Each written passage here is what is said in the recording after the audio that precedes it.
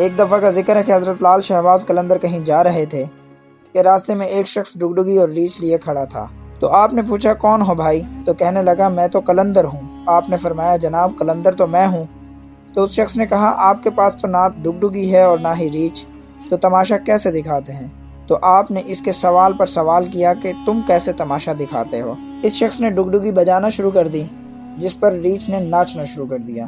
پھر کچھ دیر کے بعد اس شخص نے آپ رحمۃ اللہ علیہ سے کہا حضور آپ بھی اپنا تماشا دکھائیں۔ تو آپ نے فرمایا وہ سامنے کیا ہے؟ تو اس شخص نے کہا جناب درخت ہے۔ تو آپ نے فرمایا اس درخت کے نیچے سے گزر جاؤ اور پیچھے مڑ کر مت دیکھنا۔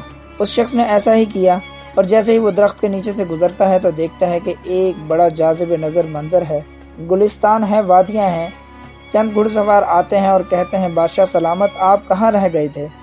آپ کی رعایا، آپ کی ملکہ، آپ کے فرزند آپ کے منتظر ہیں۔ جیسے ہی وہ شخص گیا، پوشاک پہنی تخت پر براجمان ہو گیا۔ اس کے بعد چند سال زندگی کے عیش و عشرت میں گزارنے کے بعد ایک روز وہی شخص سیر و سیاحت کے لیے اپنے محل سے نکلتا ہے تو اسی درخت کے سامنے گزرتا ہے۔